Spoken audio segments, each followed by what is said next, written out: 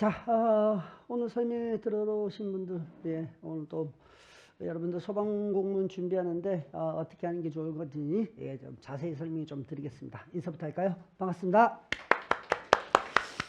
자, 뭐 오는 친구들한테 제가 뭐 여러 가지 얘기를 좀 해줘야 되는데 사전에 조금 뭐 조사 아닌 뭐 그걸 좀 해보겠습니다. 혹시 이제 구조 경찰을 준비하시는 분? 예, 제대는 하셨고요. 예, 다들 제대는 하셨고요. 예, 휴가를 내고 또 준비한 친구들 꽤 많아가지고 구급 경체 준비하시는 분. 예, 구급 경체. 예, 간호 안 가능면은 간호. 저 뒷친구는 간호입니까? 예. 그럼 나머지는 전부 다 공채입니까? 특수진열. 정보통신이라든지 화학이라든지 없습니까? 예, 좋습니다. 자, 강의도 하고 여러분들 설명회도 진행하고 있는 이근상이라고 합니다. 아시나요?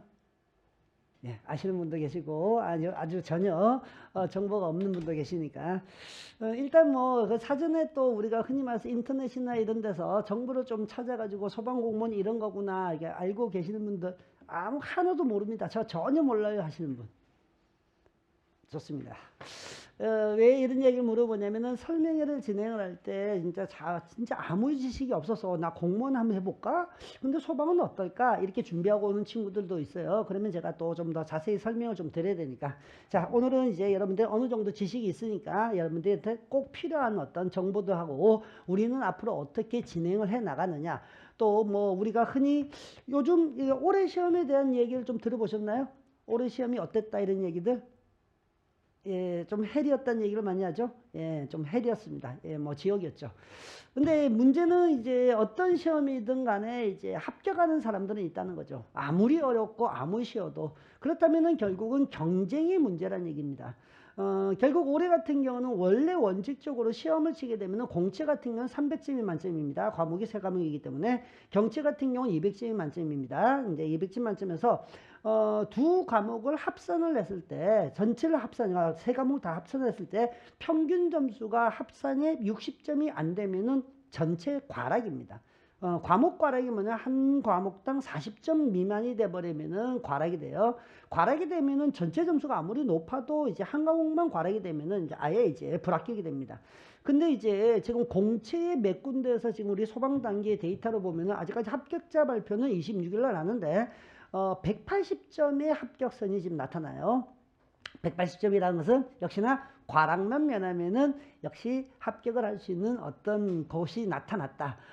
그렇게 되면은 120점도 나타나겠죠. 구조나 구급 경찰에서도 그래서 전체적인 추세부터 시작해서 그런 어려울 때는 어떻게 대처해야 되는지 그거 좀 알려드릴게요. 일단 뭐 소방공무원에 대한 얘기들은 여러분들 다들 잘 알고 계시니까 뭐 간단하게만 얘기하겠습니다. 저는 뭐 이런 여러분들이 이제 포괄적인 이런 내용도 있지만은 이 친구가 한 말이 좀 기억이 좀 많이 나더라고요. 24년 작년 이제 서울에 합격한 친구인데 노량진에서 재수업을 했던 아이인데 그 아이가 이제 아이들을 위해서 한마디 좀 적어줄래 이렇게 했거든요. 그러니까 이런 말을 하더라고요. 참 많은 것을 포기하고 공부를 했어요. 얘가 이제 뭐 좀 뭐 어떤 스토리를 얘기하자면은 공부는 꽤 잘해요. 머리가 좀 똑똑한 것 같았어요. 근데 과거를 보니까 사실은 고등학교도 제대로 졸업을 못했대요. 왜냐면 그 방황하는 시기에 중고등학교 때 학교를 자퇴를 해가지고 그래가지고 뭐 흔히 말해서 오토바이 타고 다니고 막 이랬대요. 근데 아이는 좀 똑똑한 아이였다고요. 그래서 저하고 수업을 하면서 이제 첫 해에는 23년도에도 합격을 했어요. 필기 합격을. 근데 준비가 좀 덜 돼가지고 체력에서 이제 과락을 맞은 거예요. 그러니까 필기 잘 치고 놓고 체력 과락대가 떨어졌죠. 그리고 다시 이제 또 공부를 하죠. 그래서 24년 작년에는 체력까지 준비를 다 해서 무난하게 들어갔는데 이 친구가 이런 얘기를 하더라고요. 진짜 자기는 제가 그 스토리를 보니까 합격은 쉽지는 않았겠죠. 근데 합격하고 소방공무원이 딱 되고 나니까 진짜 아무것도 기억이 안 나더래요. 모든 것을 자신은 다 보상을 받아서 나는 괜찮다. 그런 것들이 아무런 문제가 안 된다. 이런 얘기를 했더라고요. 그래서 좀 더 추천하고 싶어서 이런 얘기를 적었습니다. 자, 제일 먼저 뭐 이런 것들이 안정된 직장이나 신뢰받는 직업이나 뭐 더 공무원들 중에서는 그래도 연봉이 좀 괜찮은 편입니다. 괜찮은 편이라는 것은 뭐 당연히 뭐 여러분들 액수를 또 물어보시겠죠.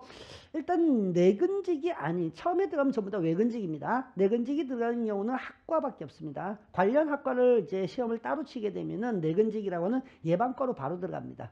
그렇게 뽑은 사람이기 때문에. 근데 나머지 공채 또 그다음에 구급 구조 같은 경우에는 외근직입니다. 일종의 현장을 나가야 되죠. 현장을 나가면 아무래도 이제 보수 자체가 조금 더 올라가요. 많게는 한 100만 원 정도까지도 차이가 난다고 하더라고요. 한 달에. 근데 월급을 이제 세 번을 나눠서 받다 보니까 총 다 해보니까 초임으로 딱 들어갔을 때 한 300에서 320 이 정도는 받는다고 그러더라고요. 괜찮죠?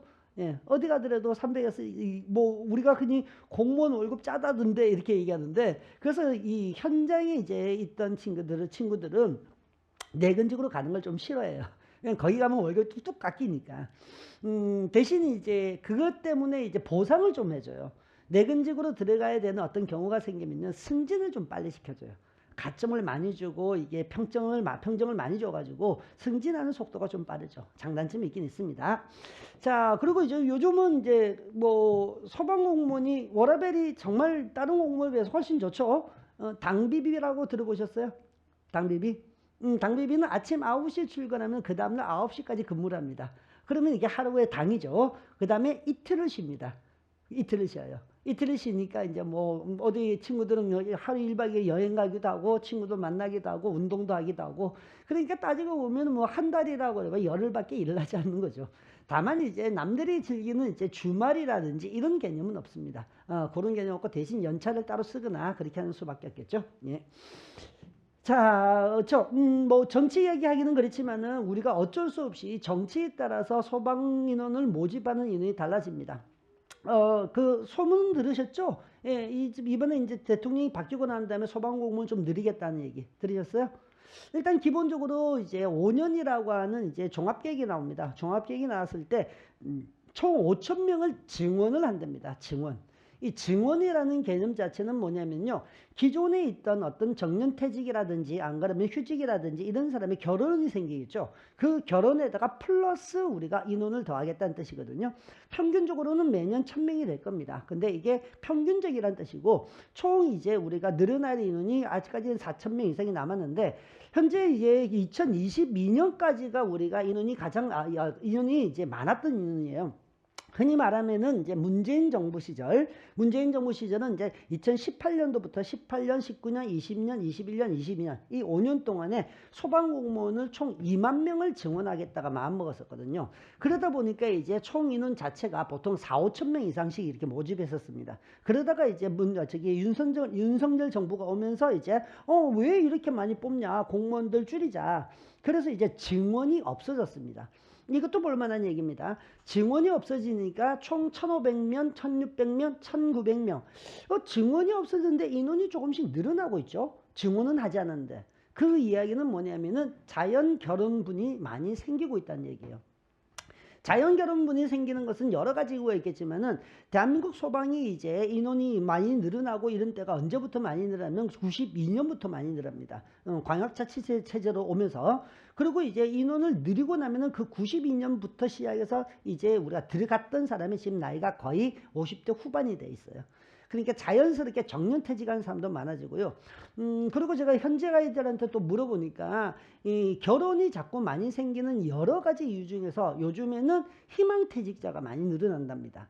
다시 말해서 50대 이상이 되는 사람들이요, 정년까지 만 60세까지 기다리지 않고 먼저 퇴직을 한답니다.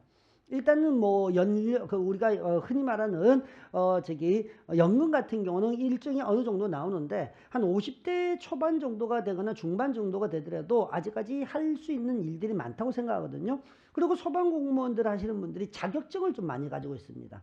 그 자격증이 흔히 말하는 시설관리사도 있고 설비기사도 있고 이런 것도 있고요. 그 다음에 대응이나 화재에 대한 어떤 자격증, 뭐 감식의 자격증 이런 것들을 가지고 있는 상태에서 우리가 퇴직을 하게 되면은 업체에서 자꾸 모시고 갑니다. 근데 업체를 가면 공무원 월급보다 훨씬 많죠. 그리고 흔히 말하는 우리가 변호사라든지 안 가는 판사 이런 사람들, 검사들처럼 뭐가 정관예우 비슷한 게 있어요. 그러다 보니까 이 사람들이 먼저 퇴직해서 그 업체에서 일을 해서 돈을 좀 더 많이 받겠다. 그래서 지금 현재 이번에 이제 2026년 같은 경우도 이렇게 인원이 많이 늘어난 것처럼 보이잖아요. 늘어나는 게 있는데 여기에서 실제로 우리가 추가가 된 인원이죠. 흔히 말해서 증원이라고 하는 게 이게 약 500명밖에 안 돼요. 500명이면 좀 더 좋은 게 뭐냐면은 다음에는 우리가 1000명에서 1500명을 더 증원을 할 수가 있다는 얘기죠. 이건 자연 탈락, 자연 결손물이 더 늘어난 상태가 한 400명이었거든요. 근데 충원을 한 것이 약 500에서 600명밖에 안 되기 때문에 내년에는 아무래도 충원을 할 수 있는 인원이 더 늘어나지 않을까. 그래서 올해 같은 경우는 약 3000명, 2890명, 절반 이렇게 뽑았는데 여기에 추세 자체가 또 이 경체도 늘어나지만은 경체는 이제까지 계속해서 어느 정도 이상은 계속 뽑았어. 비슷비슷하게. 근데 이게 공채 인원이 급격하게 늘어날 것이다. 아무래도 이게 공채 인원과 경채 인원의 차이가 뭐냐면은 경채 인원 같은 경우는 9급으로 들어가면 9급만 해야 됩니다. 왜냐면은 경력으로 뽑았기 때문에 이 사람을 진압으로 돌릴 수가 없어요. 구조로 뽑으면 구조밖에 못합니다. 이 사람을 웬만하면 진압으로 돌릴 수가 없어요. 근데 공채를 뽑아놓으면 진압을 하다가 구조나 9급의 자격증을 획득하거나 이러면 또 돌린단 말이에요. 그러다 보니까 공채 활용성이 좀 높다 이런 얘기가 많아서 공채가 좀 더 늘어날 것 같다. 그래서 내년에 추정에는 한 3500명 정도까지는 가지 않을까.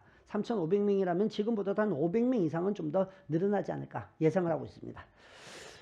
자, 소방공무원을 할 때는 뭐 여러 가지 이유가 있겠지만은요, 나중에 저는 이거는 뭐 지금은 아니더라도 제가 꼭꼭 계속해서 강조를 많이 해요, 여러분들한테. 공무원 시험이라는 시험 자체는요, 사실상 따지고 보면은 좀 지리한 이런 어떤 기간을 거쳐야 돼요.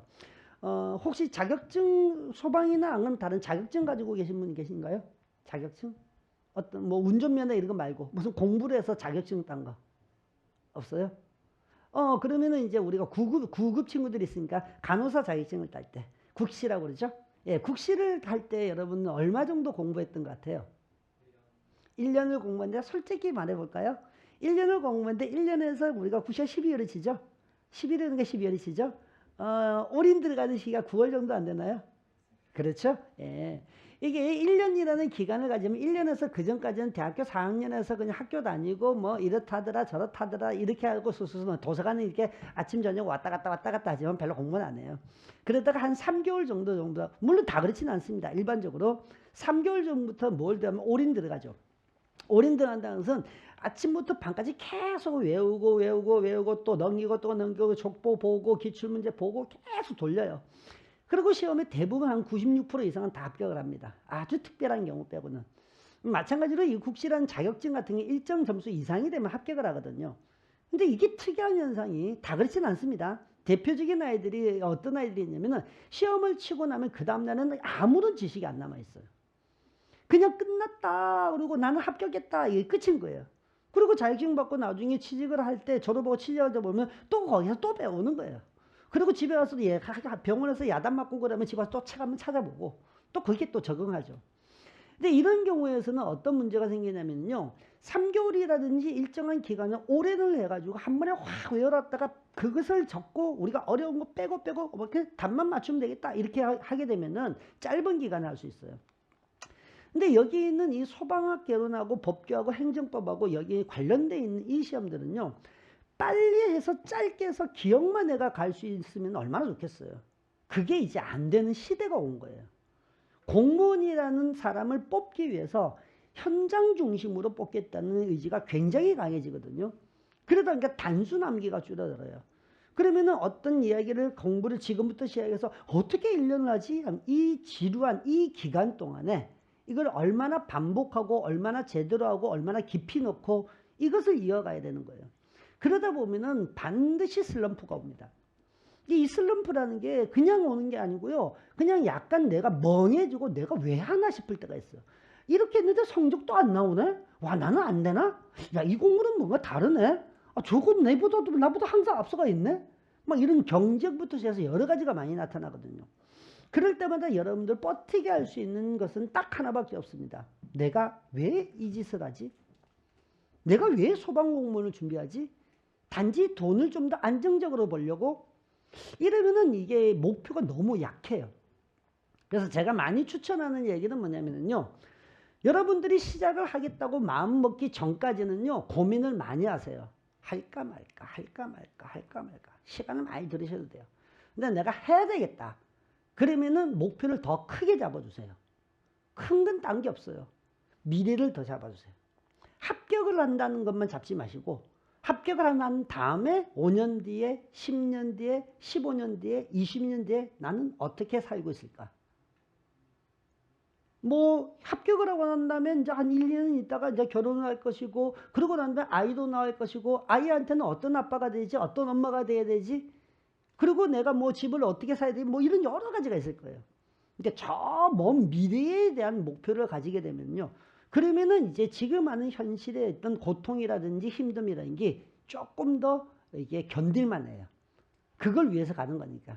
그런 것들을 좀 더 제가 좀 가져갔으면 좋겠다. 그렇게 생각합니다. 자, 우리는 방법을 또 찾아야죠. 자, 2027년 같은 경우 변화가 하나 있습니다. 그 변화가 뭐냐면 첫 번째가 여기는 체력 시험입니다. 그 전까지 체력 시험 같은 경우는 어떻게 했냐면요. 체력 시험 같은 경우는 뭐 윗몸 일으키기, 왕복 오래 달리기, 그 다음에 유연성이라고 하는 거, 그 다음에 배근력, 뭐 그리고 이제 뭐 여러 가지 이렇게 6가지가 있는데, 그것을 전체적으로 다 바꿔서 현장 중심으로 하기 위해서 계단 오르내리기, 호수 끌고 당기기, 중량물 운반, 인명구조 장비 들고 버티기, 왕복 오래 달리기, 이렇게 6개 종목이 바뀝니다. 좀 편하게 여러분들 이해를 시켜드리려면 뭐하고 비슷하냐면은 헬스에서 기구를 사용해서 하던 시험에서 무엇으로 바뀌냐면 크로스핏으로 바뀌는 거죠. 짧은 시간에 계속해서 완력과 그 다음에 지구력과 이걸 만들어내는 거죠. 이거를 이제 전체 시간을 다 만들어서 계속해서 연속적으로 합니다. 연속적으로. 하나 끊고 하나 끊고 하는 것이 아니라. 그럼 시작하고 난 다음에 이걸 이제 어떻게 점수를 매길 것인가. 지금 그게 좀 남아있어요. 그래서 이제 지금은 예전보다는 이제 이렇게 뭐 악력이라든지 안 그러면 뭐 기술적으로 배근력 이런 게 없어져요. 그래서 체력적으로 이제 평소 때도 체력이 좀 더 갖춰져야 된다는 거. 그런 게 좀 바뀌어지는 부분이고요. 자, 일단 우리가 이제 시험 자체에서 2028년부터는 이 가산점 제도가 없어집니다. 근데 마지막 남은 가산점이 언제가, 경채는 아닙니다. 공채만. 공채 같은 경우는 2027년 시험 칠 때까지 가산점이 있어요. 가산점은 총 몇 프로면 5%입니다.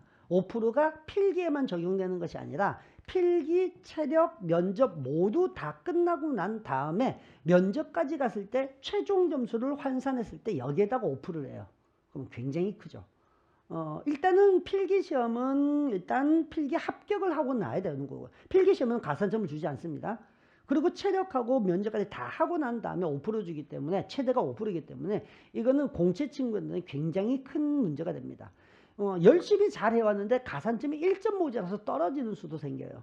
그래서 첫 번째 해야 될 일은 뭐냐면요, 가산점하고 검정제를 먼저 패스를 해 두시는 게 좋습니다. 검정시험이라는 것은 이제 경채, 공채 다 합쳐서 모두 다 한국사하고 그 다음에 영어 능력 시험 같은 경우는 패스를 하셔야 됩니다. 이건 패스만 하시면 됩니다. 결국 우리는 한국사 같은 경우는 3개월마다 시험을 쳐요. 그러니까 지금 이제 이미 뭐 3월 20 며칠 날, 3월 언제 시험을 쳤을 거고요. 그 다음에 여기 2월에 쳤고요. 5월 23일에 한국사 능력평가 시험이 있습니다. 한국사 능력은 3급이면 되거든요. 그래서 요걸 좀 준비하셔야 되고요. 두 번째가 이제 영어 시험인데요. 영어는 토익, 토플, 지텔프 다 됩니다. 가능한데 토클 이런 것도 되는데 가장 많이 치는 것이 지텔프입니다. 지텔프가 아무래도 문법하고 뭐 이런 것들이 좀 접근성이 좀 좋은가 봐요. 저도 영어는 잘 모르는데. 근데 이 지텔프는 2주마다 시험을 쳐요. 2주마다. 돈이 조금 들어요. 왜 한 번 할 때마다 3만 원씩 이렇게 드니까. 그런데 영어 공부를 이제 다 하고 시험을 쳐야지 이러는 것보다는 영어 공부를 해 나가면서 계속해서 시험을 치시는 게 좋습니다.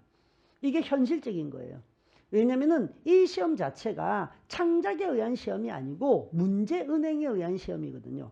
그러다 보니까 유사한 문제가 계속 뱅글뱅글 돌아요. 어떤 애는 어떤 회차에는 엄청 열었다, 어떤 좀 엄청 쉬었다가 이게 왔다 갔다 하거든요. 그러니까 한 번 치고 그 다음에 몇 달 이러지 마시고 웬만하면 이제 시험을 쳐있다, 적당히 공부했다 그러면은 한 3, 4회 정도는 계속해서 시험을 쳐야 됩니다. 그러면은 그 중에 하나가 이제 점수대가 나아지면은 이제 뭐 검정제를 패스하게 되는 거고요. 이 지텔프를 공부하실 때는 가능한 한 공채 친구들은 조금 더 하시면 좋습니다. 왜냐면 지텔프 같은 경우가 점수의 차이에 따라서 가산점이 3%까지 납니다. 3점이. 그래서 이제 이걸 이왕 해서 패스를 할 것 같으면은 패스 유무를 해야 될 것 같으면은 여기서 가산점을 얻는 게 좋죠. 1점까지는 어느 정도 좀 잘하는 편들인 것 같고요. 3점이 조금은 힘들다고 그러는데 그나마 다른 것보다는 여기 좀 낫다. 그러면 가산점, 여기 검정점은 이 두 가지로 패스를 하고 그 다음에 가산점은 총 5점이 있어야 되는데 그 5점을 하려면은 두 가지 방법이 있어요. 대형을 면허증을 하나 따고 그 다음에 커멀 2급을 따는 방법이 하나 있고요. 그거 외에도 그냥 아예 그냥 국어 능력, 즉 다시 말해서 실용 글쓰기를 공부를 해서 아예 3점을 한 방에 가는 방법, 요 방법이 있습니다. 그래서 이제 그렇게 이제 가산점까지 준비해 두신 게 가장 좋고요. 가산점은 사실상 이게 5월 안에 끝내는 게 가장 이상적이에요. 어차피 지금 이제 실용글쓰기가 3월 21일에 있으니까 다음 주는 뭐 다 여러분은 못할 테니까. 근데 이제 실용글쓰기는 언제 시험을 치냐면 홀수달 둘째, 셋째 주 토요일 날 시험을 칩니다. 홀수달 셋째 주 토요일 시험 치면은 요쯤으로 넘으면 5월 달에 또 한 번쯤 있겠죠. 요런 시간에. 근데 요런 것들을 맞춰가지고 가산점까지 다 준비해 두시면은 본격적으로 공부할 수 있는 것은 역시나 뭐 5월 이후가 되겠지만은 초시라고 하는 친구들한테는 항상 제가 뭘 얘기하냐면은 강의를 들을 때도 마찬가지고 공부할 때도 마찬가지인데요. 우리가 어떤 공부를 할 때 이만큼의 공부를 해야 된다고 가정을 해봅시다. 이것만 다 하면 우리 학교 갈 수 있어요 라고 가정을 해볼게요. 근데 이 내용이 얼마나 많은지 얼마나 적은지도 모르겠고 당연히 많긴 하겠죠. 저는 공부의 방식이라든지 공부의 내용이나 안 가는 기본수의 두께 이게 중요하지 않다고 봐요. 지금의 시대에서는 뭐가 제일 중요하면 체계성이 제일 중요합니다. 커리큘럼이 중요합니다. 순서가 중요해요. 여러분들의 능력에서 어떤 강의를 하시는 분들이 야 봐라 이거 안에 다 나왔잖아. 그게 무슨 의미가 있어요? 그 안에서 다 나왔다 하더라도 그걸 다 내가 흡수했느냐 안 했느냐 이게 더 중요한데. 그러면은 처음에 만약에 내가 강의했을 때 이만큼 다 해놓고 자 얘들아 다 됐지? 이것만 하면 돼? 라고 하면은 그것이 좋은 강의가 되겠냐는 거죠. 문제는 뭐냐면 여러분들이 가지고 있는 능력도 다르고요. 그리고 기억이라는 것은 계속해서 잊혀지게 돼 있습니다. 아무리 잘 알고 있던 거. 예를 들어서 우리가 가끔씩 구구단위 기억이 안 날 때가 있어요. 가끔씩. 하도 안 쓰다 보니까. 그럴 수도 있거든요. 가끔씩 우리 집자녀보다도 기억이 안 나는 그런 경우도 있을 수 있거든요. 안 쓰면 그래야 돼요. 그래서 제가 원하는 방식은 항상 이런 겁니다. 제일 처음에는 기초에 대한 내용을 공부를 하셔야 됩니다. 대신 이걸 몇 번을 반복하겠다 마음먹지는 않으셔야 됩니다. 나는 한 번 할 때 이것을 영원히 기억을 하려고 노력을 해보겠다. 그러지는 않겠지만 그렇게는 안 되겠지만 첫 번째 기초는 3, 4월에 합니다. 3, 4월에 하는데 이 3, 4월에 하는 내용은 전체 내용에서 50%밖에 안 됩니다. 50% 가지고 한참 멀었죠. 한참 멀었어요. 근데 50%라는 것은 당연히 기초적인 내용이고 대부분들은 얘네들은 암기 내용이에요. 암기 내용. 암기를 할 때 우리가 방식이 여러 가지 있을 수 있어요. 그냥 우리가 대표적으로 하는 게 우리 방식에서는 두 문자라고 표현합니다. 글자 하나씩 따가지고 그 하나의 어떤 기억을 한다는 거. 근데 이게 장점과 단점이 있습니다. 장점은 속도가 빨라요. 뭐 하나 다다다닥 얘기하면은 오 생활시? 그러면 오 생활, 화학, 시설 딱 나오거든요. 근데 이걸 살짝만 틀어버리면은 이걸 틀려버려요. 생활시라고 외웠는데 생활, 화학, 그 다음에 시설 이렇게 되는데 이것을 만약에 글자를 뒤에 있는 글자를 바꿔버리는 경우가 생겨요. 진짜 치사하죠. 그건 당연한 거예요. 출제하는 사람이나 소방공무원을 뽑는 사람 입장에서는 얘가 이 내용을 알고 왔으면 좋겠는데 글자를 따가지고 와서 문제를 맞추니 그 뒤에 있는 내용도 모르는구나. 그럼 얘는 안 되겠다. 그래서 일부러 그렇게 내요. 문제를. 가장 대표적인 얘기 해볼까요? 법규 문제에서 예전에 무엇을 찾아라 무슨 용품이라 이런 게 있는데 소방용품이라는 게 있는데 여기에서 뭐가 있냐면은 누전 차단기하고 누전 경보기 이런 게 있어요. 근데 우리는 누전 경보기를 쓰지 누전 차단기는 전기를 차단하는 거거든요. 그래서 다음 중에서 소방용품에 해당하지 않는 것은 이래 놓고 난다 누전 차단기를 내요. 그럼 애들 누자를 따겠죠. 중간에 있는 경보는 다들 경고 있으니까 안 딸 거 아니에요. 그러면 문제 벌써 이렇게 하다 보면은 그냥 맞다 틀리다고 넘어가 버리죠. 그게 이제 기출을 만드는 또는 문제를 출제하는 사람의 마음이라는 얘기예요. 그래서 그런 부분들이 있는데 어쨌든 두 문자를 해도 괜찮습니다. 하지 말라는 뜻이 아니에요. 하고 난 다음에 그것을 어떻게 활용할 것인지를 잘 기억하셔야 됩니다. 3, 4월에 50% 정도의 내용을 하게 되는데 3, 4월에 우리 강의는 일주일에 소방학 4시간, 법규 4시간, 행정법 4시간 이렇게 돼 있습니다. 간단하죠? 얼마 안 되죠? 근데 이제 5, 6월이 되면은 저희는 이만큼의 공부를 하게 될 겁니다.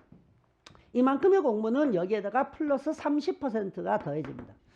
30% 더해지는데 사실상 내용은 훨씬 많아집니다. 왜 그럴까요? 얘는 최답 인출이에요. 이건 뭐 또 나와도 이상하지 않아? 그러니까 그게 가장 핵심적인 내용 중심으로 하죠. 근데 이게 한 2번 정도 출제가 되거나 나올 수 있는 것들이나 이런 것들이 가면 내용이 훨씬 더 늘어납니다. 시험 출제 수준에서는 80%인데. 그러고 난 다음 80% 이상이면 돌출 문제라는 게 생기는 거죠. 돌출 문제. 매년 돌출 문제가 생기는데 돌출 문제는 2번 반복해서 나오는 경우가 잘 없습니다. 그러면 다음에 나올 수 있는 돌출 문제를 예상을 해야 됩니다. 그러다 보니까 이게 이만큼 늘어나는데 이것이 바로 7, 8월에 얘기하면 심화 과정이에요. 그래서 기본적으로 2달 컷이 하는데 5월부터 시작해서 이거는 5, 6월이고요. 5, 6월하고 7, 8월은 과목당 8시간 강의가 진행이 됩니다. 쉽지 않죠? 하루에 와가지고 이 교수들이 가지고 있는 스케줄이라는 게 문제가 있기 때문에 오늘 4시간, 내일 4시간 이렇게 하기가 힘들어요. 저 같은 경우는 소방하고 법규를 2개를 하고 있기 때문에 소방학을 오전에 만약에 월화를 하면은 법규를 이제 의에다가 이렇게 월화에 오후에 한다. 이런 식으로 되어 있거든요. 어쨌든 하루에 8시간 강의는 들으셔야 돼요. 그게 이제 우리가 진행이 되는 방식입니다. 그래서 결국에 따지면 이론 강의만 하면은 6개월을 합니다. 1년을 우리가 12달로 잡죠. 3월에 시작하면 3월에 시험 친다고 생각했을 때 2월 말까지 12달을 잡게 되면 6개월은 이론을 주구장창 하는 날이고요. 그렇다고 해서 문제를 안 푸냐? 그건 아니죠. 문제는 또다시 복습 테스트, 당금질, 그 다음 주간 테스트, 월말고사 이런 걸 통해서 배우게 됩니다. 그렇게 갈 거고요. 자, 그래서 이제 우리는 이론까지가 7, 8월 가면은 그 다음에 본격적으로 9월부터 문제풀이 과정이 들어갑니다. 문제풀이 과정에서 제일 먼저 하는 것이 뭐냐면 기출문제풀이에요. 근데 이 기출문제라는 것을 예전에 어디서 누군가는 들어봤겠지만요. 야, 공무원 시험에서 제일 중요한 건 기출이야. 이랬을 거예요, 아마. 여기는 아니에요. 그건 다른 공무원 시험이에요. 국어, 영어, 예전에 한국사, 행정법, 행정학 이쪽은 기출문제가 무지막지하게 중요합니다. 예, 너무 많은 기출이 있거든요. 기출이 1행직 공무원에서 행정학을 친다고 그러면은 1행직만 하는 것이 아니라 경찰도 치고 어디도 치고 막 치기 때문에 7급도 치거든요. 그러면은 엄청나게 많은 기출이 있겠죠. 이 소방 개론하고 소방 관계법규는 기출 문제가 기초예요. 기초. 기출 문제 열심히 하면은 몇 점 받을 수 있을까요? 그러면 제가 딱 요즘은 얘기합니다. 50점. 기출 문제를 내가 다 완벽하게 다 해도 50점. 그럼 나머지 50%가 기출 안 돼서 나온다는 얘기예요. 왜냐면은 소방학개론하고 소방관계법규는 어디에서만 시험을 치냐면은 소방 쪽에서만 시험 칩니다. 소방사 시험하고요. 소방학개론은 소방사 시험하고 그 다음에 어디서 시험을 치냐면은 간부후보생 시험을 쳐요. 1년에 기출이 나와봐야 25문제밖에 안 나와요. 1년에. 근데 우리가 공개시험으로 변한 게 2018년도 하반기입니다. 기껏해야 10년이 안 돼요. 그럼 그거 가지고 간부후보생하고 우리하고 둘이 합쳐도 500문제예요. 다양성이 안 나와요. 그러다 보니까 이 사람들이 매년 돌출 문제를 만들어요. 그래서 소방학개론이 어려워요. 올해 소방학개론 과락 얼마나 나온지 아세요? 난리도 아닙니다, 지금. 과락이 많이 나와가지고 애들이 시험 치자마자 점수를 매기다가 딴 과목 안 보고 소방학개론 딱 매기고 끝. 왜? 과락이다. 왜? 40점도 안 낸다는 얘기죠. 몰라서 그랬겠어요? 시간이 없어서 못해요. 시간이 없어요. 이 시험은요. 여러 가지 변수를 다 잡아야 됩니다. 시간, 지식, 깊이, 넓이 다 봐야 돼요. 과감하게 포기할 줄 아는 용기가 있어야 되고요. 근데 이 포기할 줄 아는 용기는 어디서 생기냐면 지식에서 생겨요. 이거는 어려운 문제다. 이건 내가 풀 수 있다. 내가 풀 수 없다. 이게 판단이 되는데 그 판단이 안 된다는 것은 그 자체의 지식이 없기 때문에 그래요. 그냥 막 풀어가는 거예요. 될 것 같아요. 근데 시간은 벌써 4, 5분이 지났어요. 한 문제 푸는데. 한 문제 1분 안에 풀어야 되는데요. 그러면 소방학개론 다 풀고 딴 과목 넘어가는데 벌써 시간이 절반 이상이, 절반이 아니고 한 10분, 15분밖에 안 나오면은 그 다음 걸 못 풀게 되는 거예요. 그래서 이거는 굉장히 전력과 전술을 잘 잡아야 됩니다. 근데 이런 얘기 하죠. 질문을 많이 해요, 아이들이. 그래도 여기서 경력이 제가 많으니까 아이들이 선생님 내년에 어떨까요? 그래서 저도 웬만하면 정보 라인을 다 뿌려놓습니다. 내년에 어떨 것 같아요? 어떨 것 같아요? 그러면 정보 라인이 막 정보 들어와요. 기조랍니다. 이렇게 간답니다. 이건 어쩔 수가 없는 거예요. 우리는 욕을 하죠. 대신 욕해드리죠. 여러분들 위해서. 씨발, 왜 이딴 식으로 문제를 내냐? 애들한테 어떻게 이렇게 하냐? 막 하죠. 근데 이 사람들은요, 자기는 문제를 한 번 내면은요, 출제를 한번 들어오잖아요. 내년에 안 들어갑니다. 원래 출제하는 사람이 들어갈 수 있는 요건 중에서 4년 이내는 못 들어가게 있어요. 똑같은 사람이. 그게 이제 정부 안에서 우리가 출제하는 사람의 출제위원들의 자격 요건 같은 그런 느낌이에요. 그렇게 자신은 내고 난 다음에 다음 애들 또 들어가서 받아치는데 받아칠 때 자신은 너무 쉽게 내면 또 쪽팔리니까 또 그래서 문제 희한하게 만드는 거예요. 그래서 우리는 방법을 찾아야 된다고요. 어쨌든 간에 어려워도 붙는 아이는 붙고 쉬워도 붙는 아이는 붙어요. 그래서 여기에서 중요한 거는 그래서 제가 하는 얘기가 뭐냐면은 웃긴 얘기인데요. 출제자들은 저희들하고 싸워요. 여러분들하고는 여러분들 신경도 안 써요. 왜냐면 매년 시험을 치고 나면은 자 봐라 내가 이 문제 냈잖아 이 문제 유사하지 이 문제 유사하지 자꾸 오픈이 되거든요. 학원이라는 세계는 역시나 사업을 하는 사람들이기 때문에 누군가보다 이 사람이 더 낫다는 것을 알고 홍보를 해야 돼요. 저도 마찬가지로 이 어려운 시험인데도 진도별 명작하고 그다음 몇몇 가지 내가 만든 문제들 우리 회사에서 만든 문제를 가지고 들이밀면요 사실상 따지고 보면 한 80%가 다 나와 있어요. 생각해보면 그렇죠? 와, 80% 맞추면은 그냥 다 합격하겠는데? 근데 그게 냈다고 해서 맞추는 게 아니라 그 당시에 그게 기억이 났느냐, 안 그러면 그걸 활용해서 풀었느냐, 시간은 제대로 썼느냐, 이게 있어야 된단 말이에요. 그러니까 출제자들은 저희 문제들을 다 들고 들어갑니다. 다르게 내려고. 조금씩 비틀려고. 이제 그걸 여러분들이 아셔야 됩니다.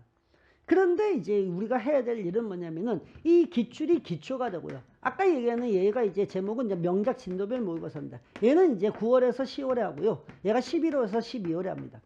하프 모의고사라는 것이 이름은 고열반이라고 그래요. 여기도 문제 굉장히 많이 나왔거든요. 뭐 아이들은 처음 하는 초시생들은 와 선생님 저는 이게 너무 어려워서 안 되겠는데요. 와 내 능력 바뀝니다. 그래서 이걸 접어버린 아이도 있어요. 근데 저는 웬만하면 하라고 그럽니다. 왜? 쉬운 문제가 쉽게만 나오는 건 아니니까. 물론 여기도 어려운 문제가 있어요. 그래서 고열반까지 무조건 가셔야 된다. 여기까지는 실력을 올려라. 대신 동형 모의고사라는 어떤 레알 실제 모의고사 같은 경우는 여기에서는 사실상 내가 더 어려운 문제는 안 낸다. 왜? 너희들이 실력을 키울 때는 12월에서 여기는 1월까지다. 남아있는 이것이 2월하고 2월, 3월 초밖에 없는데 이것은 어떤 실력을 올리겠느냐. 이건 실력 올리는 단계가 아니라 실력을 점검하는 단계다. 지금까지 했던 기출문제부터 시작해서 하프까지, 고열반까지 온 것들을 자꾸 점검하고 확인하고 속도 맞추고 이것만 연습해라. 그게 이제 요 단계가 될 겁니다. 자, 그리고 이제 우리가 또 제가 개인적으로 또 여러분들이 만약에 공부를 여기서 하면 제일 좋고요. 근데 또 다른 자기만의 어떤 공부를 하시는 분들이 계실 거예요. 그 공부를 할 때는 그래도 요거 몇몇 가지 제가 얘기한 거는 좀 기억을 해 두시는 게 좋을 거예요. 이거는 철저히 저를 위해서 하는 거 아니라 여러분들을 위해서 하는 얘기들이에요. 일단 실강 같은 경우는 그러니까 뭐 이거는 뭐 어차피 학원 설명이니까 제가 이야기를 해 드려야 되기 때문에 객관적인 데이터로 보면요. 실강이 인강보다는 훨씬 더 합격률은 높습니다. 그 높을 수밖에 없는 게 뭐냐면요. 이 커리큘럼이라는 게 굉장히 타이트하게 짜져 있어요.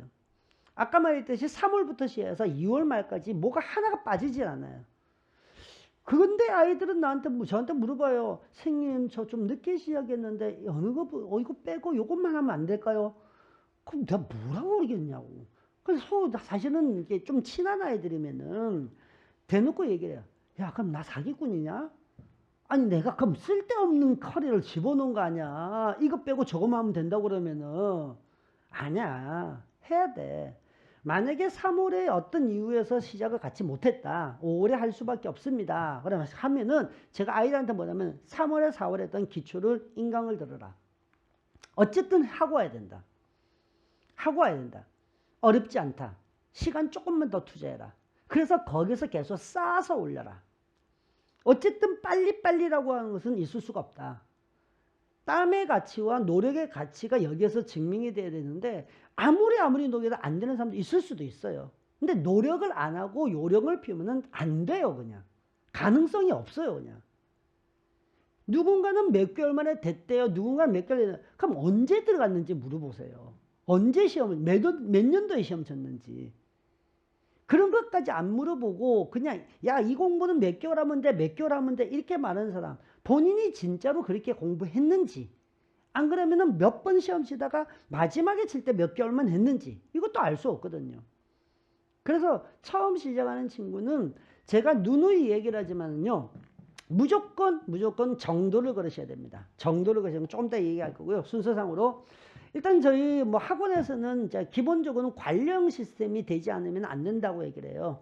뭐 제가 이제 서울하고 부산하고 대구하고 모두 다 강의를 하지만은 제가 항상 얘기하는 게 뭐냐면은 저도 죽을 것 같아요. 서울 대구 부산 다 돌아다니니까 진짜 곧 죽을지도 몰라요. 한 50년 뒤에. 그래도 우리가 할 건 해야 됩니다. 우리는 연구소가 있기 때문에 연구소에서 짜여져 있는 어떤 커리큘럼이나 이대로 주간 테스트 월말고사도 이루어지고요. 당금질 복습 테스트라는 게 있습니다. 여러분들이 복습할 때 그냥 암기만 하지 말고 확인할 수 있는 것을 당금질 복습 테스트는 어떻게 하냐면은 4시간 분량의 어떤 강의 내용 자체를 가지고 10문제를 처음에 출제해드려요. 그 다음에 4시간 또 하겠죠. 그럼 4시간 하면 이번엔 20문제가 나가요.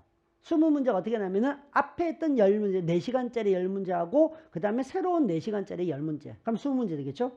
그 다음에 또 4시간짜리를 하게 되면 이번엔 30문제가 나가요. 10문제, 10문제, 10문제. 그럼 최근에 한 건 10문제가 나오는 거고 2주 전에 한 건 30문제를 풀겠죠? 그런 식으로 해서 40문제까지 갑니다. 계속해서 이렇게 돌아갑니다. 그래서 그 다음부터는 이제 매 시간마다 40문제의 문제가 이제 여러분들 복습 테스트로 나갈 거고요. 그리고 제일 중요한 것 중에 하나가 왼쪽 같은 경우에는 뭐 인강으로도 제공될 수 있는데 월말고사 같은 인강에서는 제공이 안 됩니다. 그리고 여기는 소곤소곤이라는 거하고 상담입니다. 일단 기본적으로 아이들이 제가 이제 한 학원에서 보통 평균적으로 한 80에서 100명까지는 제가 상담을 다 해드려요. 일단 상담은 원해서 하는 경우도 있고 제일 먼저 이제 시작을 할 때는 내가 여러분들 모르기 때문에 의무적으로 상담 시간을 잡아드립니다. 보통 1인당 20분에서 30분 잡으니까 거의 뭐 한 달에서 한 2달 정도까지는 계속해서 마치고 난 다음에 상담만 계속해요. 이제 이걸 찾지 않으면은요, 그냥 인강을 듣는 거나 아무 다른 점이 없어요. 뭐 강의가 여기서 하는 거나 인강에서 하는 건 똑같으니까 다르게 하지 않거든요. 그래서 이제 이런 주기적인 상담을 통해서 하고 난 다음에 처음에 상담하고 난 다음에 제가 오픈을 해드립니다. 제가 카톡이라든지 우리가 밴드가 있으니까 밴드에다가 얼마든지 상담 요청을 해라. 그러면 내가 시간을 잡아줄게. 그럼 몇 월 며칠 언제 무슨 열 어제 몇 시에 와라. 그러면 또 상담을 해요. 이 상담이라는 게 아무것도 아닌 것처럼 보이지만은요. 여러분처럼 이제 젊은 친구들 뭐 우리가 어리다고 표현하지는 않을게요. 이게 보는 것도 많고 듣는 것도 많다 보니까 많이 흔들려요. 흔들리기 시작하면요. 뭐 방법이 너무너무 많은 것 같아요. 이거 하면 갔다가 저거 하면 갔다가 요렇게 하면 됐다가 저렇게 하면 됐다가 이게 좋다던데 저게 좋다던데 근데 자기 게 없어. 제가 상담할 때는 뭐라고 얘기하면은 너 스타일은 어떤 스타일이야? 어릴 때 어떻게 공부했어? 뭐 하면 어때? 그러면은 저는 이렇게 해갖고 이렇게 너 이거 한번 해봐. 그리고 2주 뒤에 다시 와. 2주 뒤에 다시 와. 어때? 그거 하니까 뭐 기억이 좀 오래 남디? 안 그러면 또 시험 치는데 이게 좀 보이디? 비슷한 것 같아요. 바꿔. 요렇게 해봐. 이 과정이 적으면은 4개월. 아니 짧으면 2개월. 길면은 4개월 안에 완성만 되면 돼요. 나는 이 방식이 나한테 맞아요라고 맞으면은 그 남아있는 8개월 동안 4개월 안에 끝나면은 8개월 동안 그걸로 밀어붙이면 돼요. 그러면 돼요. 11월 되면은 이런 소곤소곤 그룹스라는 걸 합니다. 뭐 소곤소곤이라는 것은 우리끼리 만드는 준말입니다. 소방공무원을 위해 근심을 소중히 뭐 들어주는 근상샘 뭐 이런 거였어요. 제가 기억이 안 나는데. 그래서 이제 모임이죠. 이제 그룹스들을 짜줍니다. 보통 한 조당 이제 8명에서 10명의 조를 짜요. 그리고 보통 이제 8조에서 10조까지 만들어요. 그러고 난 다음에 그 조장이 한 명 있을 거예요. 그 조장은 제가 지정을 하고 뭐 조장한테 혜택을 좀 주고 조장은 이제 그 조들의 주제를 정해 오는 거죠. 자, 우리가 이때까지 공부했는데 어떤 게 어려웠을까? 우리는 다음 주에 어떤 공부를 할까? 그 주제를 정해오고 나면은 제가 이제 그 조마다 1시간씩 또 따로 시간을 배분해 드립니다. 자, A조 같은 경우에는 자, 화요일 날 오후 2시부터 3시까지, 그 다음 B조는 3시부터 4시까지. 저랑 같이 하는 그룹 스터디가 매주 1시간씩 있어요. 그럼 제가 그때 와가지고 질문을 받아주기도 하고, 교수님 저희는요 이번에 계산 문제들이 너무 어려워서 이것들 좀 집중적으로 문제를 좀 풀고 싶습니다. 그럼 문제를 주고 그 전에 주고 그걸 여러분들 풀어오고 풀이하고 뭐 이것까지도 하고 그렇게 해서 이제 안 그러면 개인적으로 질문하는 것까지도, 그래서 이제 그룹 스터디를 11월부터 시작을 할 겁니다. 그 정도 있고, 커리큘럼은 아까 얘기했던 얘기대로 요 정도 얘기하면 될 것 같고요. 자, 아까 말했듯이 만약에라도 이제 어떠한 이유에서 실강을 올 수가 없거나 안 그러면은 인강을 할 수밖에 없는 친구도 있을 거예요. 그건 뭐 우리가 감안해야 되겠죠. 모든 학생이 다 올 수 있는 건 아니고.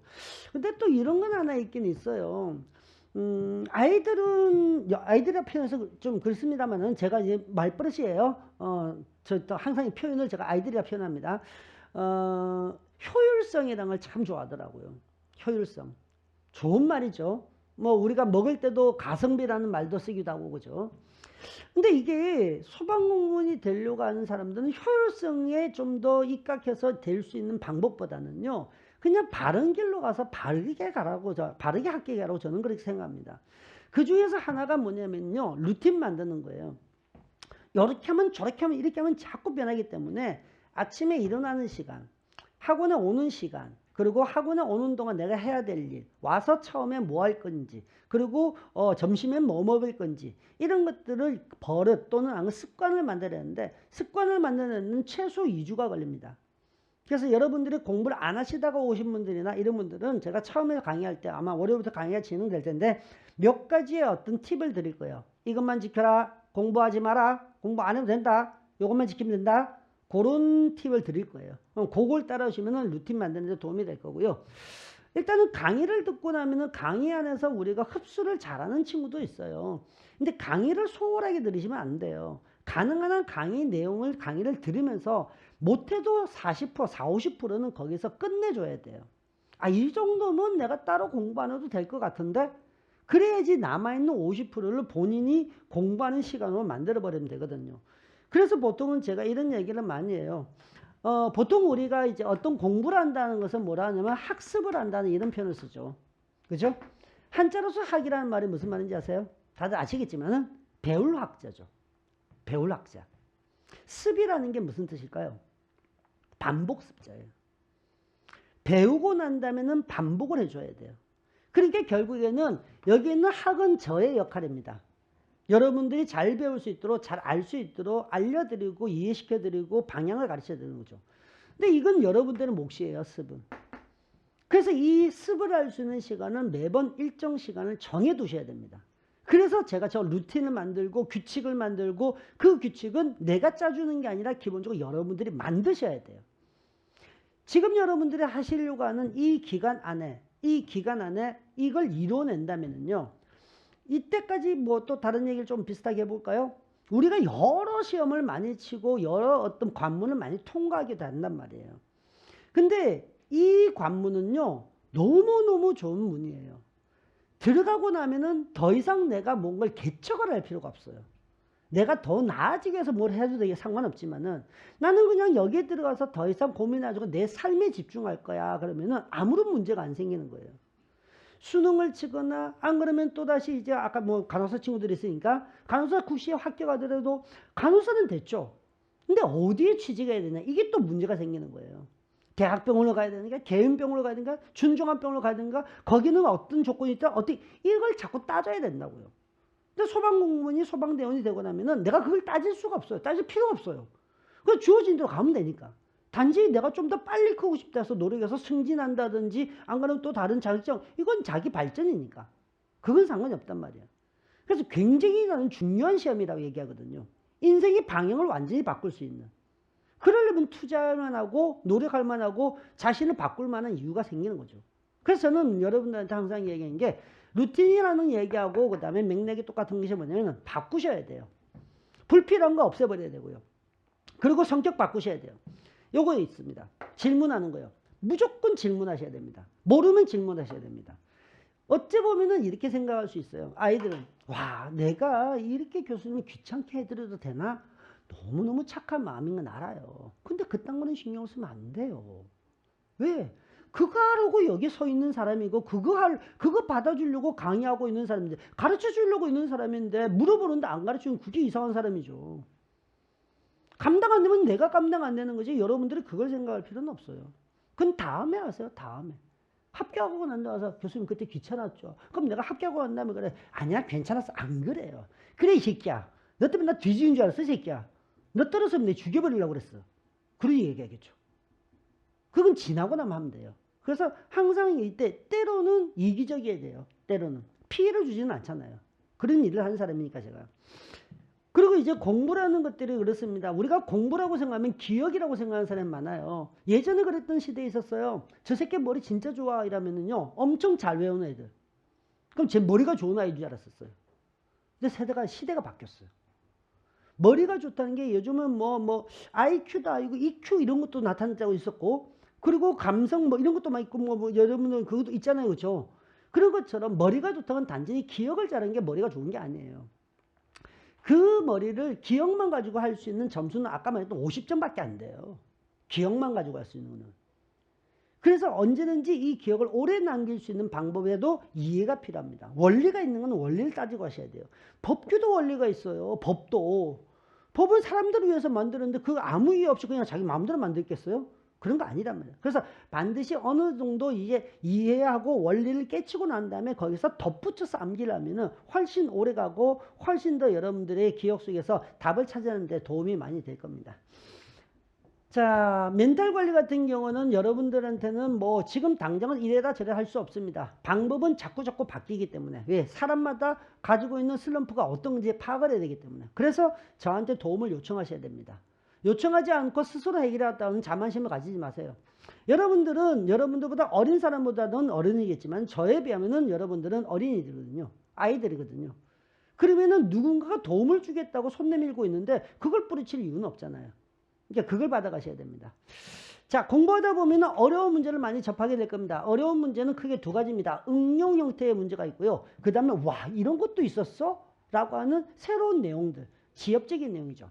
지엽적인 내용 같은 경우나 심화 이론 같은 경우는 제일 후순위로 미루셔야 됩니다. 아까 말했듯이 이렇게 돌출 문제 형태로 나오는 것들을 지금 기억해봐야 시험 문제 나올 확률은 현저히 떨어집니다. 근데 사람의 습성이 뭔지 아세요? 어려운 문제 있고 쉬운 문제 있어요. 그럼 어려운 문제 집중하게 됐어요. 쉬운 문제는 당연히 내가 안다고 생각해요. 근데 이 쉬운 문제가 더 중요한 문제가 돼요. 왜? 핵심적인 문제니까.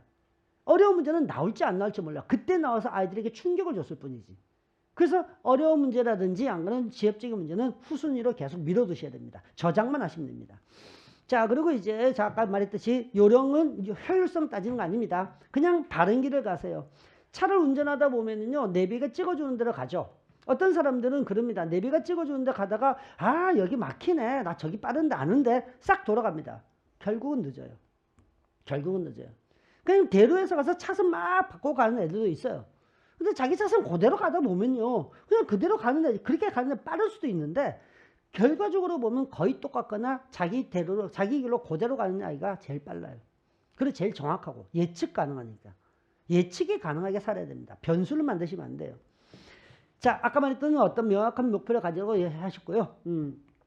제가 이렇게 그렇게 긴 시간은 아닌 짧은 시간이지만 여러분들이 소방 공무원을 준비하는데 어떤 과정이라든지 안 그러면은 긴 시간에 어떻게 해라 이렇게 얘기를 드립니다. 시험 문제에 대한 예측은 여러분들이 하시는 게 아니에요. 우리는 그것만을 하고 살아요. 십몇 년 정도 그것만 하고 살아요. 그래도 어느 정도는 완벽하게 맞출 수는 없어요. 근데 이건 있더라고요. 제가 참 고마워하거든요. 우리 아이들한테 시키는 대로 해라. 시키는 대로 하면 된다. 그러니까 그런 시키는 대로 하는 게 우직하게 가는 아이들이 확률이 높아지더라고요. 내가 다 된단 말은 못하겠어요. 나의 꿈이에요. 나의 이상과 나의 꿈은 뭔지 아세요? 내가 가르치는 아이들이 100% 다 붙는 게 내 꿈이에요. 불가능하겠죠. 불가능할 거예요. 사람이 다 다른데. 근데 그런 목표라도 나는 있어야 될 거 아니에요. 그래서 나는 그렇게 가르치고 그렇게 수업을 한단 말이에요. 그러니까 여러분들 같은 경우도 어떨 때는 귀 닫고 그냥 내가 하는 일만 거기에만 집중을 하시면 됩니다. 실경 올 때 제일 힘들어하는 이유는 딱 하나가 또 있어요. 뭐가 있냐면은 시간 낭비다. 왔다 갔다, 선생님 왔다 갔다 하는데 벌써 2시간 까먹어요. 너 그 2시간 동안 공부하냐? 물어보면은 할 수 있을 것 같은데요.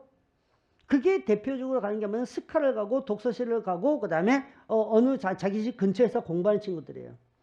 이걸 1년 동안 하는 친구는 보기 힘들어요. 1년 동안 똑같이 그렇게 사는 인강 자체를 듣는 것 자체도 힘들어요. 왜? 화면 안에 우리가 영화를 보는데도 영화가 재밌어가지고 확 보면은 빨리 들어가는데 조금만 영화가 좀 지루하잖아. 그러면 스킵해서 넘어가거나 안 그러면은 요즘은 쇼츠 이런 거 보면 빨리빨리 보는 걸로 줄여서 본단 말이에요. 근데 인강이 일주일에 올라오면 8시간씩 올라와요. 과목당. 그걸 8시간씩 앉아 멍하게 쳐다보고 있는 거예요.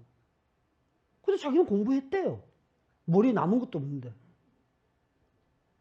왔다 갔다 몸은 피곤할 수 있어요. 근데 남기고 가시면 됩니다. 남기고. 여러분 지금 저하고 수업이 아니라 이 지나는 게 지금 50분 지난 것 같아요? 딱 50분 지났죠. 이 50분이라는 건 1시간 우리가 강의하는 시간이에요. 여러분도 지금 하나도 흐트리지 않으면서 그냥 제 말 듣고 있잖아요.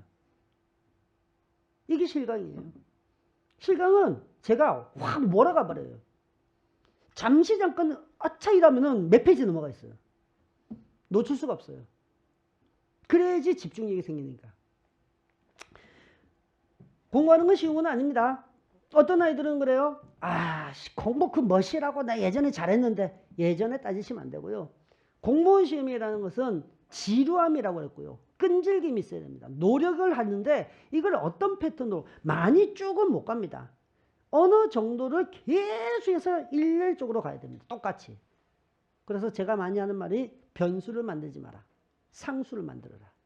오늘과 내일과 모레와 글피 다들 똑같아야 된다. 안에 내용만 좀 바뀔 뿐이지. 뭐 그것만 잘 지켜주시면은 저는 올해도 지금 조금 전에 우리가 2시에 뭐 했냐면은 면접 설명을 했거든요. 면접 설명을 했다는 것은 어떤 뜻일까요? 일단은 필기에 합격 가능성이 굉장히 높다는 뜻이겠죠. 아이들한테 좀 상처가 될까봐 너 됐니 안 됐니 물어보지 못했어요. 기다렸죠. 오늘 면접 강의 면접 설명이 있다 오느냐 안 오느냐 많이 와 있더라고요. 올해 준비한 초시생들이. 그래서 좀 기분이 좋았습니다. 기분이 좋았고 뭐 100%는 안 됐지만은 그래서 어깨 토닥토닥 좀 해주고 끝까지 놓치지 마라 이렇게 왔는데 저는 여러분들의 지금 현재 눈빛과 마음가짐이면은 여러분들이 또다시 면접 설명이 오고 또 면접까지 갈 수 있다고 그렇게 생각합니다. 마음 먹었으면은 좀 더 확실한 결심을 가지고 최선을 다하시기 바랍니다. 저는 이렇게 강의 마치겠습니다. 원장님이 조금 더 우리 등록하는 거나 이런 거에 대해서 설명을 좀 하실 겁니다. 예, 수고하셨습니다.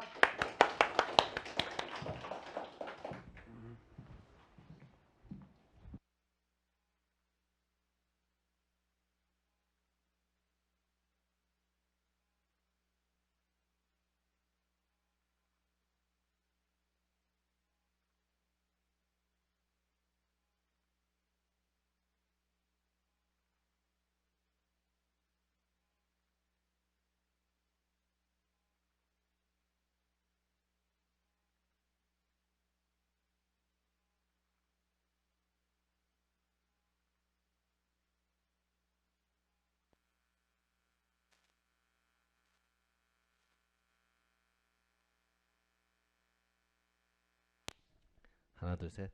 오늘 그 이근상 교수님 소방 면접 설명회 했는데 합격자가 많이 왔긴 왔더라고요.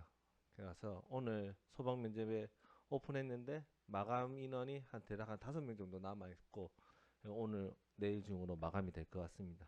그만큼 오프라인에서 선생님 아까 말씀하셨듯이 선생님 많이 괴롭힐수록 합격할 확률이 더 높아집니다. 이건 팩트예요. 모르는 거 있으면 그냥 근산생한테 가가지고 계속해서 질문하고 또 모르겠으면 또 찾아가가지고 질문하시면 돼요. 교수님은 13층에 계시거든요. 거기가 소방 전용 강사룸이에요. 근성쌤도 계시고 우리 석준쌤도 계시니까 올라가셔가지고 항상 뭐 질문할 거 있으면 질문하시면 되고요. 제가 조금 덧붙여서 오프라인 수업의 장점을 좀 설명해 드리면 아까 근성쌤이 설명했지만 그 소근소근 스터디라는 게 참 좋은 프로그램이에요. 전체적으로 이론 강의가 3, 4월, 5, 6월, 7, 8월 3회 독을 끝내고 나서도 뭔가 좀 어려움이 있다면 그걸 다시 또 그 학생의 소수를 위해서 강사가 설명할 수는 없거든요. 그래서 선생님이 전체적인 그룹을 나눠서 약한 파트 학생들끼리 조금 모아줘요. 그러면 우리 학생들이 내가 그 파트만 약하기 때문에 찾아가서 그 해당 부분만 선생님이 설명해 드리는 거예요. 어차피 소수 단위로 운영하기 때문에 바로바로 피드백을 받을 수 있는 게 장점이거든요. 그 과정을 지나고 나면 학생들이 그 점수가 많이 고득점으로 올라가게 되더라고요. 그런 거는 사실 온라인에서는 절대 할 수 없거든요. 오직 오프라인에서만 진행하고, 저희는 모든 시험을 진행할 때마다 그 OMR을 사용해서 마킹을 하거든요. OMR 마킹을 하게 되면 장점이 전체 석자가 한눈에 볼 수 있어요. 학생분들의 전체 석자도 볼 수 있겠지만 강사는 학생들의 점수를 또 볼 수 있어요. 저희가 성적표를 전체에다 출력해서 드리면 강사분이 우리 이근상 교수님이 또 연구를 하게 될 거예요. 어떤 부분을 연구하냐면 어떤 특정 파트에서 그 점수가 낮은 부분이 나올 거예요. 내가 이렇게 강의했음에도 불구하고 우리 학생들이 이렇게 점수가 많이 낮네. 하필이면 또 틀린 문항 중에 어떤 보기를 많이 찍어서 틀렸네. 그러면 5, 6월 달에 그 과정에서 많이 틀렸다면 7, 8월 과정에서 그 부분을 중점적으로 좀 다뤄줄 거고, 또 다뤘는데도 또 다른 약한 파트가 또 나오면 9, 10월 달에 다시 다뤄줄 거예요. 그런 식으로 반복적으로 훈련하는 거를 오프라인에서 계속 진행하게 될 겁니다. 그런 부분 참고하시고요. 그리고 저희가 이제 3, 4월 달에 개강하는 게 3월 16일 월요일이거든요. 다음 주 월요일입니다. 3, 4월 달에는 선생님이 설명했듯이 기초반으로 진행하고, 그 다음에 기본, 심화, 그 다음에 문제풀이, 이제 9, 10월, 11월, 12월, 1, 2월 이렇게 전체적으로 과정을 받아가지고 저희가 올패스로 받고요. 저희 학원 같은 경우는 올패스로 등록하면 복습 강의를 전체 다 무료로 보실 수 있도록 제공해 드리니까, 혹시나 뭐 개인적으로 빠지는 경우라든지 직장인 분들은 내가 근무로 인해서 뭔가 개인 사정으로 인해서 빠진다면 그 온라인으로 보충을 하실 수 있습니다. 오늘 수강 등록하실 분들은 1층으로 내려오셔가지고 수강 신청서를 작성하시고 결제를 하시면 되고요. 혹시나 월요일 나오실 분들은 저희가 수업이 9시에 시작을 해요. 그러니까 8시 30분까지 학원으로 오셔가지고 신청을 하시면 됩니다. 혹시 오늘 선생님 이야기 듣고 제 설명에 조금 뭐 궁금한 거 있으시면 말씀해 보시겠어요?